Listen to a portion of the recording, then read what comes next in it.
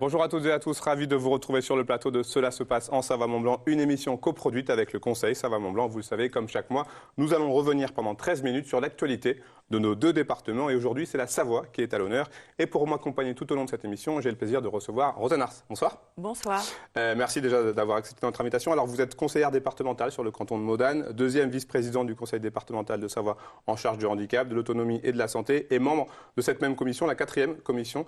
Déjà, avant toute chose, est-ce que vous pouvez nous parler un peu des prérogatives de cette 4e commission? Bien sûr, donc comme vous l'avez dit, personnes âgées, personnes handicapées, donc tout ce qui concerne l'amélioration de la vie de ces personnes dans notre Savoie, donc l'aide à des services, l'aide à, bien sûr, le département assure le versement de certaines prestations, vous les connaissez, l'allocation personnalisée d'autonomie ou la prestation de compensation du handicap, donc tout ce qui gravite en fait autour de la vie de nos citoyens dans cette situation de dépendance, par l'âge ou par le handicap. Alors, on démarre cette émission avec un thème, le budget citoyen, voulu par le président Guémard. On écoute justement Hervé Guémard à ce sujet, on en discute juste après.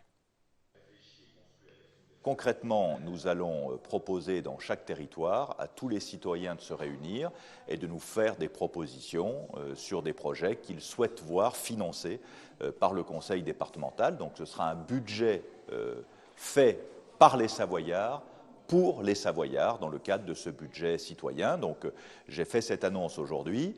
Nous allons rentrer dans les détails au début de l'année prochaine au débat d'orientation budgétaire et il sera adopté au début de l'année prochaine pour le budget 2020. Je pense que c'est très important parce que nous autres élus, nous avons les demandes qui remontent des communes, des intercommunalités, des organisations professionnelles, mais les citoyens vivent dans leur territoire et ils ont des propositions de bon sens à faire. Et donc nous voulons prendre en compte ces propositions de bon sens. Rosanne Ars, que pensez-vous de ce fameux budget citoyen qui sera donc instauré en 2020 en Savoie? C'est une nouvelle façon de fonctionner avec nos citoyens qui peuvent utiliser bien sûr tous nos fonctionnements habituels, demandes de subventions qui sont débattues ensuite en session plénière. Mais là, nous avons une autre manière de nous parler. C'est donc, comme l'a dit le président, des citoyens qui déposent des idées et des projets qui sont soumis au vote des citoyens. L'Assemblée départementale ne doit que définir le budget, ça sera fait, et un règlement, bien sûr, qui définit les thématiques sur lesquelles nous irons. Les thématiques seront celles de la compétence du Conseil départemental, bien entendu. Mais c'est un mode de fonctionnement qui vient en complément de la démocratie représentative, dont nous sommes les représentants, parce que nous sommes nous-mêmes élus par les citoyens. Nous sommes une courroie de transmission, mais là, c'est une courroie directe. Est-ce que ça vous semble être la solution pour permettre de voir des projets peut-être plus réalistes ou plus proches des considérations des citoyens, justement?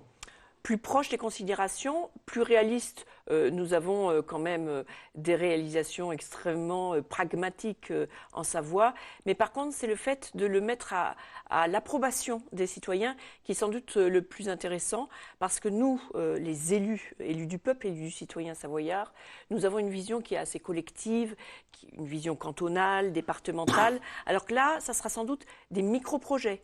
Des micro-projets qui ne sont pas dans nos radars, mais qui là seront soumis à l'approbation des autres citoyens. Et en plus, donc, en lien direct. On a l'impression que le fossé ne cesse de se creuser entre les citoyens et les sphères politiques. Est-ce que vous pensez que c'est avec ce genre d'initiative que ça peut peut-être inverser la tendance? C'est en tous les cas l'objectif. C'est qu'il est reproché aux assemblées de délibérer, de mettre du temps, alors que là, on va dans la rapidité. C'est un petit peu le désir d'immédiateté de notre société aujourd'hui. Mais notre travail quand même reste de voir l'avenir. Donc, comme je le dis, la démocratie représentative dont nous sommes issus doit maintenir aussi son sujet, puisque nous voyons au-delà de 1 an, 2 ans, nous voyons sur des mandats, même au-delà des mandats, alors que là, les projets qui sont soutenus, ce seront des projets à réaliser immédiatement, en 1 an ou en 2 ans.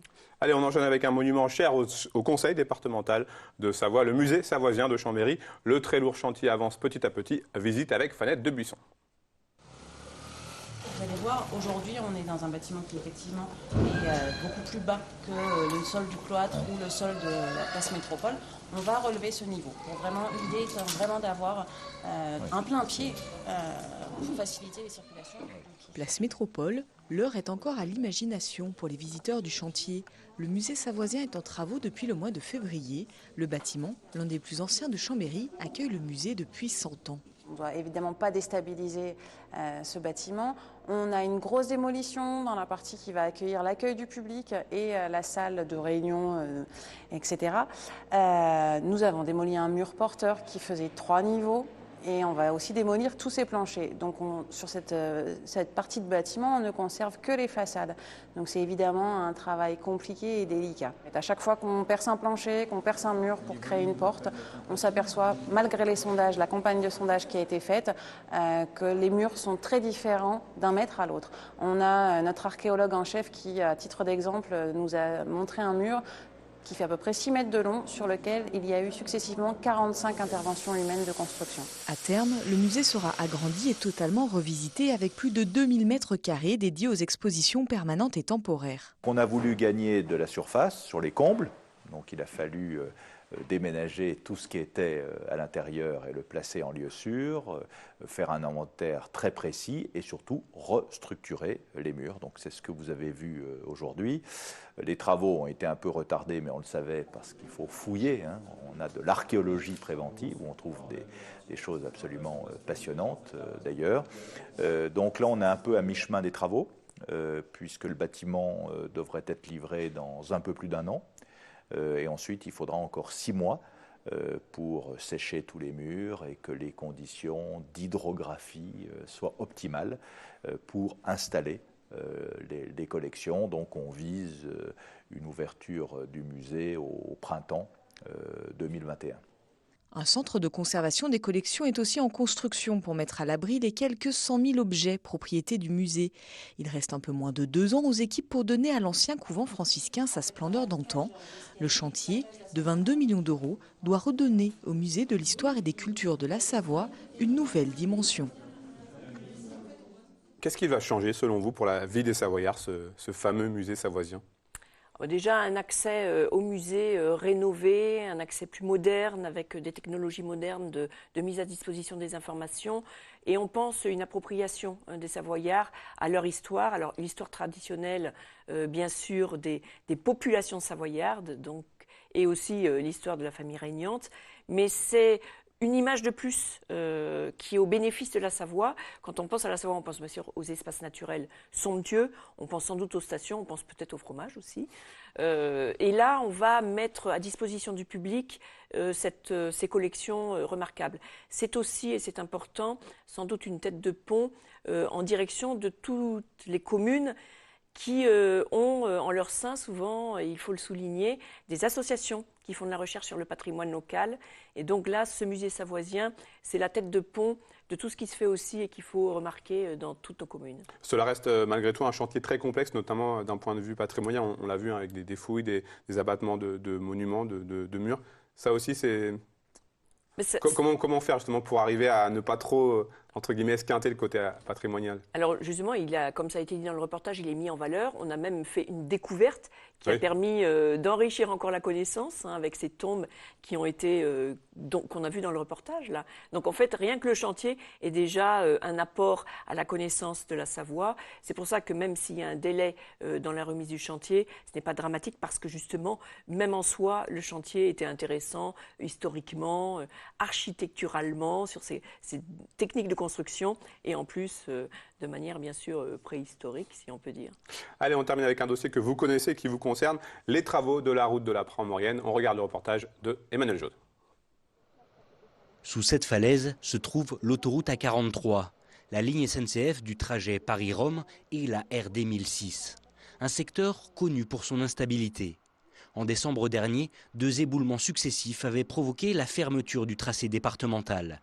D'importants travaux se sont donc engagés pour dégager et sécuriser la falaise et sa partie basse. 5 millions de travaux à peu près, dont 1,5 million subventionnés par la SNCF pour prendre en compte le tunnel.